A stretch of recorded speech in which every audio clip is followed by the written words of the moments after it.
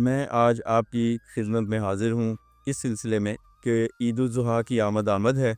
इसमें हम सुन्नत इब्राहीमी की तकमील करते हैं। अल्लाह करीम सबको इसकी तौफ़ीक अता फ़रमाए। जानवर ज़िबा करते हैं, कुर्बानी करते हैं, तो हर एक की कोशिश होती है कि अच्छे से अच्छा जानवर ज़िबा किया जाए, क्योंकि अल्लाह के हुज़ूर पेश करना होता है और अल्लाह इसको कबूल फ़रमाते हैं। तो कोशिश ये होती है कि अच्छे से अच्छा जानवर, सेहतमंद से सेहतमंद जानवर लिया जाए और उसकी कुर्बानी की जाए। इस सिलसिले में हम कुछ गुज़ारिशात पेश करूँगा। पहली बात ये कि हम जब जानवर ख़रीदते हैं तो हम आम तौर पे मंडियों से जाके जानवर ख़रीदते हैं। तो मंडी में जाने से पहले आप कुछ चीज़ों का ख़्याल रखें ताकि आपको अच्छा जानवर भी मिले, सेहतमंद जानवर मिले और आपको कीमत भी उसकी मुनासिब लग जाए। तो इस सिलसिले में सबसे पहली बात ये है कि जानवर जब भी आप मंडी से ख़रीदने जाते हैं तो आप अपने आप को महफूज बना के जाएं। अपने हाथों में दस्ताने पहन लें, लंबे बूट पहन लें और उसके बाद आप मंडी में दाखिल हों ताकि आप चिचड़ों से बच सकें। चिचड़ों से बचने का मतलब ये है कि चिचड़ों से मुख्तलिफ़ किस्म की बीमारियां इंसान को भी लग सकती हैं, तो उससे बचा जा सके। जानवर ख़रीदने के लिए 2-3 चीज़ों का होना आपके नॉलेज में ज़रूरी है। पहली बात ये कि जानवर सेहतमंद हो, जानवर लंगड़ा ना हो, जानवर काना ना हो या इस किस्म का ना हो कि कोई ऐसा ज़ख़म उसके लगा हुआ हो जो ठीक ना हो सकता हो, सींग टूटा हुआ ना हो। ये सब वो चीज़ें हैं जो आम हम उलमाए किराम से, मसाजिद से भी सुनते रहते हैं, लेकिन इन चीज़ों का ज़हन में होना उस वक़्त बहुत ज़रूरी है। अब चलते हैं कि आगे हमने जो जानवर ख़रीदना है उसके हवाले से बात करते हैं कि जानवर की उम्र कितनी होनी चाहिए। अगर आप गाय की कुर्बानी करना चाहते हैं, यानी कि बड़े जानवर की, तो उसके लिए 2 साल की उम्र का होना ज़रूरी है।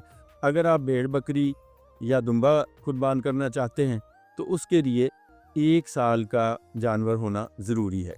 अब जानवर की उम्र का तयन कैसे हो, क्योंकि व्यापारी हजरात हैं, उन्होंने तो कहना है कि हमारा जानवर 2 साल का है या हमारा भेड़ बकरी जो है वो 1 साल की है तो कुर्बानी पे लग सकती है। इसके लिए आपको एक पॉइंट बता देता हूँ। दूध के दांत जानवर में 2 होते हैं, जो भेड़ बकरी की सूरत में 1 साल के अंदर वो टूटते हैं, गिर जाते हैं और उसकी जगह 2 मुस्तकिल पक्के दांत आ जाते हैं। तो इस चीज़ से भी आप दांत का अंदाज़ा करके उम्र का अंदाज़ा कर सकते हैं। इसी तरह यही फार्मूला आप गाय भैंस के लिए भी इस्तेमाल कर सकते हैं।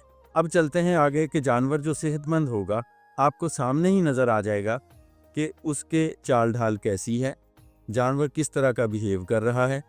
अगर तो जानवर बाकी जानवरों में खड़ा बिल्कुल एक्टिव है, चाको चौबंद है, चुस्त है और इर्द गिर्द के माहौल को पूरी तरह से वो बाखबर है, ये नहीं कि वो जैसे पंजाबी में कहते हैं सिर सुटिया होया और नीचे की तरफ देख रहा है और कोई उसको परवाह नहीं है इर्द गिर्द की, ऐसा जानवर ना हो।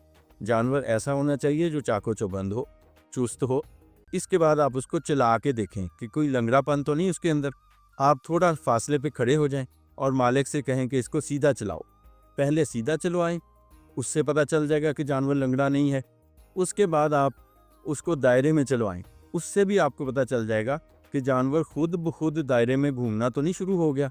अगर इस किस्म का कोई जानवर हो तो उसको आप बिल्कुल छोड़ दें।